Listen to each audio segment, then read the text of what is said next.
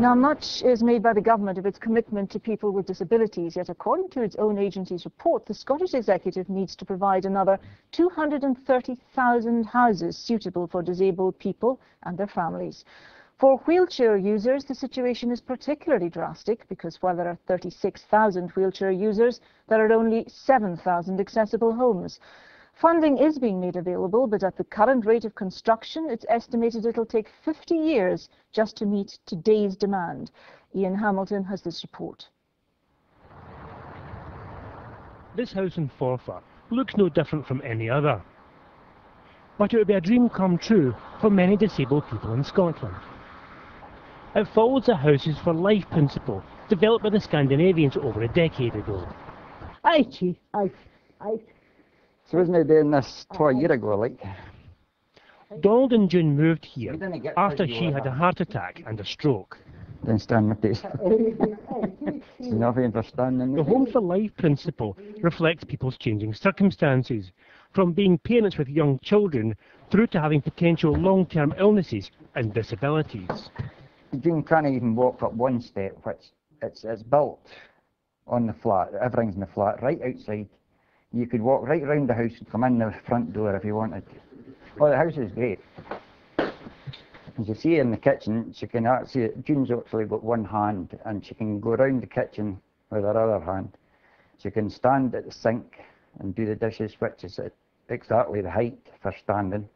And we'll have the breakfast bar, which is a little bit lower, but it's designed for the wheelchair going in below, and she can get close up to the kitchen.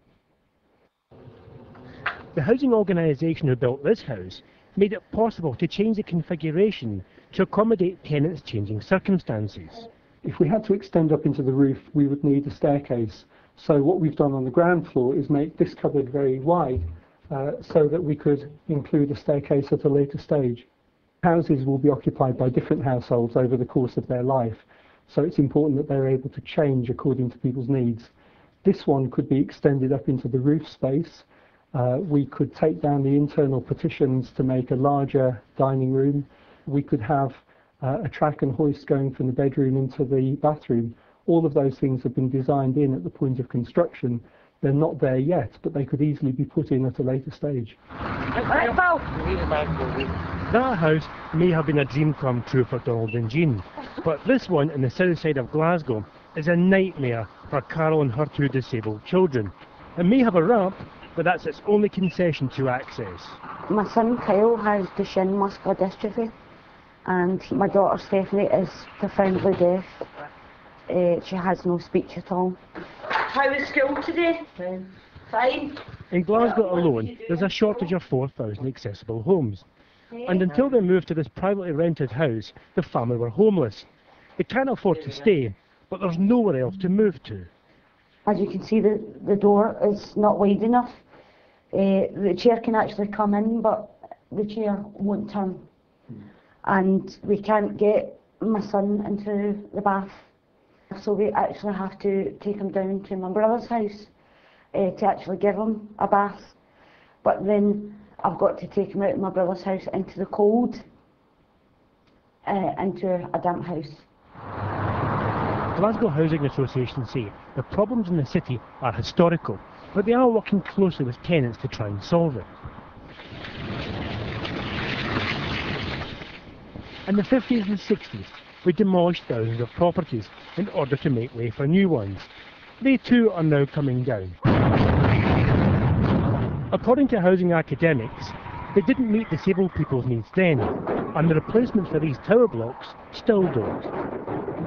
The government of recent years has made quite a lot of effort to espouse the importance of social inclusion, but we can really see that disabled people in a very real way are designed out of the built environment, and in some ways are prisoners in their own homes and are unable even to use their own homes in a way which non-disabled people would expect to.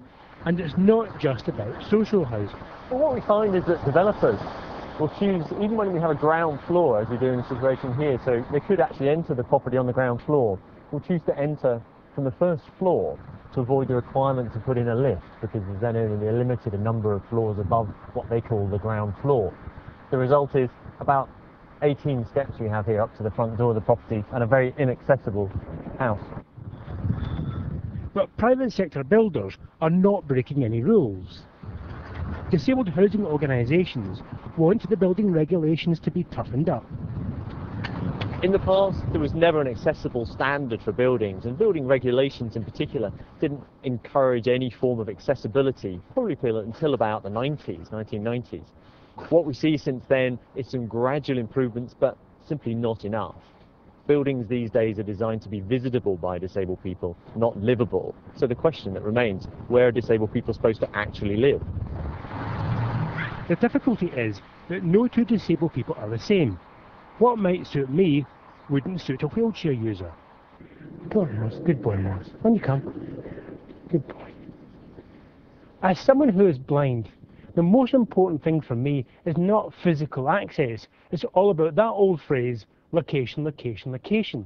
So when I was trying to buy this house last year, I was looking at all aspects. Because I don't drive, public transport was really important. And so was nearby shops and doctors. We met before, I think. And that's a Scottish Executive's argument. They want to build homes that are appropriate for everyone.